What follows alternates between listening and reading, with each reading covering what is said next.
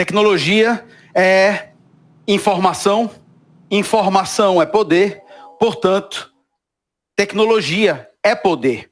Né? A tecnologia tem sido usada historicamente sempre para conquistar e subjugar os demais. A gente pode começar, inclusive, historicamente, quando os espanhóis, um pequeno punhado de espanhóis chacinaram milhares e milhares de astecas no México e depois outros milhares e milhares no Peru, na sua época de conquistador, porque eles tinham tecnologia. Eles tinham espadas melhores, eles tinham armaduras melhores, né? E eles conseguiram facilmente subjugar esses povos. Né? Não precisa ir tão longe. Mais recentemente, na Guerra das Malvinas, entre a Inglaterra e a Argentina, em 1982, a OTAN, que tinha vendido mísseis para a Argentina, foi lá e desativou esses mísseis. Os mísseis ficaram inúteis e a Argentina ficou à mercê, né, da Inglaterra, porque não tinha como se defender. Tecnologia de ponta sendo controlada por essas grandes potências. Né? Tecnologia que é utilizada em todas as áreas. Tecnologia médica, tecnologia na agricultura, tecnologia de transporte, tecnologia da indústria. Né? Um fato curioso, se você parar para pensar, por exemplo, o Brasil não tem carros. Nós não temos tecnologia automotiva. Todas as nossas fábricas de automóveis pertencem a empresas estrangeiras. Né? Mas a tecnologia que era utilizada para fazer produtos, para fazer mecanismos consumíveis, ela mudou. A tecnologia, ela passou a ser um pouco mais sutil, que é a tecnologia social. É aquela tecnologia utilizada para fazer com que o comportamento da sociedade como um todo se molde aos interesses do sistema. Para isso são inventados alguns fantasmas, os fantasmas sociais, algo que precisa preocupar todo mundo e para qual todo mundo dá muita bola. Por exemplo, a corrupção. Né? A corrupção é um grande fantasma. Ela existe em todo mundo, mas todo mundo acha que a sua corrupção é a pior de todas. E essa preocupação, ela torna aceitável determinados graus de violência, determinados graus de desvios judiciais e, inclusive, intervenções militares. Né? A gente viu há pouco um bando de loucos pedindo intervenção militar. Mas talvez a Lava Jato seja o melhor exemplo desse tipo de fantasma que consegue desviar o comportamento e quebrar esse pacto social que nós temos, onde todos deveriam trabalhar por um país melhor. Junto com o apoio da mídia, junto com o apoio de artistas, junto com o apoio de um monte de pensadores, a Lava Jato cometeu uma série de ilegalidades. Fez tabelinha ali com o Ministério Público, cometeu prisões ilegais, delações ilegais, cometeu uma série de equívocos e todo mundo foi aceitando. O judiciário aceitou, o legislativo aceitou. Mas por que a gente aceita isso? De que maneira isso acontece e por quê? Ora, é porque a instabilidade permanente permite que a gente seja controlado.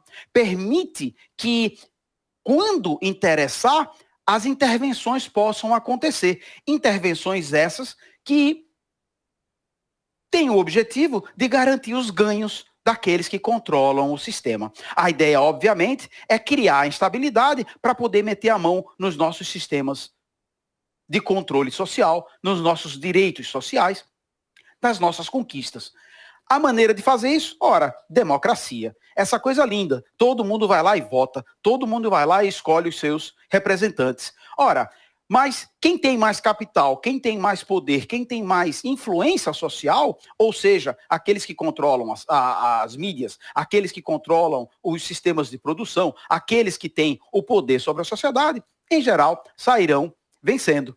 E esse é um ciclo que é definido de maneira planejada. A ideia é que quando o lado que defende o social ganhe, automaticamente, então, se fala em eleições fraudadas, se fala em sistema em perigo, a sociedade, a família, né? Tudo correndo perigo, né? E se cria uma sensação de instabilidade. Quando é o outro lado quem vence, então, subitamente, todo mundo fica meio cego, meio entorpecido, não há nada demais acontecendo. Acho que o exemplo do golpe contra a Dilma, lá traz em 2016 e tudo que aconteceu no decorrer é um excelente exemplo. A Dilma vence a eleição, a direita imediatamente coloca em questão a validade das eleições, em seguida o Congresso para de funcionar, e isso gera instabilidade social. O povo, então, engole aquela conversa sobre estamos todos em risco e o país precisa mudar, estamos contra tudo isso que está aí. Acontecem as manifestações de 2013, o Congresso Nacional ganha força, o golpe está dado, a nossa presidenta, inocentada recentemente, foi deposta sem nenhum tipo de procedimento cabível, golpe dado. Entra no poder a direita, aquela direita responsável pelo fim dos direitos trabalhistas, pelo fim do Ministério do Trabalho, pela morte de 700 mil pessoas, pela destruição, né, de boa parte do SUS e por esse caos que a gente viveu e que a gente ainda paga por esse até os dias de hoje. Mas não é só a corrupção que é um fantasma, a xenofobia também é um fantasma. Afinal de contas, todo mundo ama a sua terra mais do que a terra dos demais. Então é muito fácil, né, se colocar num papel de destaque ou num papel mais importante. Os recifenses, inclusive, levam isso de uma forma muito jocosa, muito engraçada. Todo mundo sabe que é ali no delta do Recife, onde o Capibaribe e o Beberibe se juntam para formar o Oceano Atlântico. Piadas ao lado, né? É claro que a xenofobia é um problema muito sério e a gente percebe isso como uma ferramenta que é utilizada o tempo todo para medir e aumentar e diminuir a temperatura social, deixando todo mundo em pânico. Manifestações recentes dos governadores do Rio Grande do Sul e de Minas Gerais contra o Nordeste foram amplamente divulgadas, né? Eles utilizam dessa ferramenta sempre para manter a gente dentro dessa sensação de que sempre tem algo errado. Curiosamente, a realidade é um pouco mais lógica e um pouco mais bacana.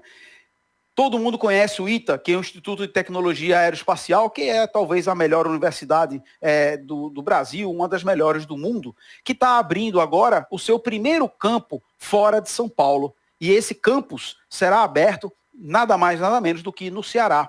Pois é, o Ceará, que é responsável por cerca de 35% de todos os alunos do ITA. Então a inteligência de fato está aonde? Né? Essa concentração e esses mecanismos de perturbação constante é que fazem com que a gente aceite esses desmandos. A gente olha para trás e assim, como foi que isso aconteceu? Através da manipulação social. Esse é um loop. Ora sobe o governo progressista e desenvolvimentista, ora sobe aquele que acusa de que isso é um problema. E esse é um loop infinito que fez se repetindo dentro das democracias capitalistas do Ocidente. Quem sabe o BRICS está aí para fazer isso mudar.